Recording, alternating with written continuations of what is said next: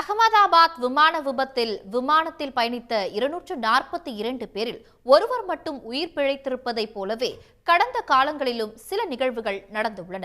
அது குறித்த ஒரு செய்தி தொகுப்பை தற்பொழுது பார்க்கலாம். உலகையே அதிர வைத்த அகமதாபாத் விமான விபத்தில் பயணித்த 242 பேரில் பிரிட்டன் வாழ் இந்தியரான விஸ்வாஸ் குமார் ரமேஷ் என்பவர் மட்டும் அவசரகால கதவு வழியாக குதித்து உயிர் தப்பினார். இதுபோல கடந்த காலங்களிலும் விமான விபத்துகளில் ஒருவர் மட்டும் உயிர் தப்பிய பல்வேறு நிகழ்வுகள் நடந்துள்ளன.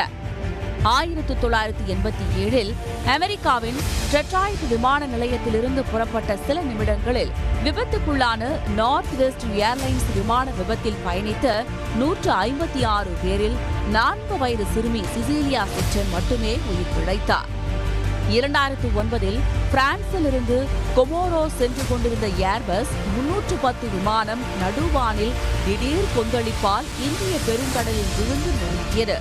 விமானத்தில் பயணித்த 152 பேர் உயிரிழந்த நிலையில் தாயுடன் பயணித்த 12 வயது சிறுமி கடலில் சிதறி கிடந்த பாகங்களில் 13 மணி நேரம் போராடிய நிலையில் உயிருடன் மீட்கப்பட்டார். 1985 அமெரிக்காவின் மின்னியாபோலிஸ் நகரத்திலிருந்து கால்பந்து ரசிகர்களுடன் ரெனோ நகருக்கு பயணித்த கேலக்சி ஏர்லைன்ஸ் விமானம் விபத்துக்குள்ளாகி சாலையில் விழுந்து விபத்துக்குள்ளானது. 70 பேர் உயிரிழந்த விபத்தில் 17 வயது ஜார்ஜ் லேம்சன் மட்டும் உயிர் பிழைத்தார். 2003 சூடானில் நிகழ்ந்த விமான விபத்தில் விமானத்தில் பயணித்த 115 பேரில் 3 வயது குழந்தை மட்டும் உயிர் பிழைத்தது.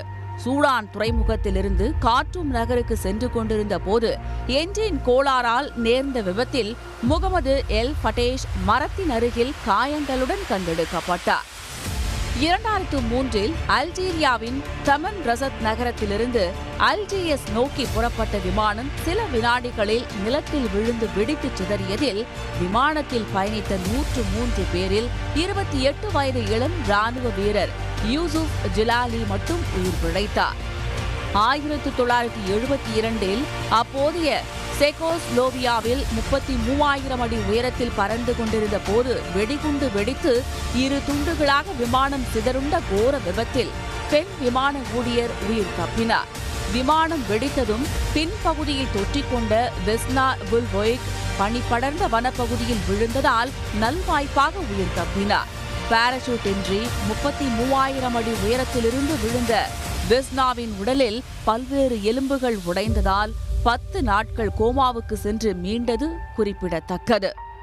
உடனுக்குடன் செய்திகளை தெரிந்து கொள்ள சன் நியூஸ் பெல் ஐகானை கிளிக் பண்ணுங்க.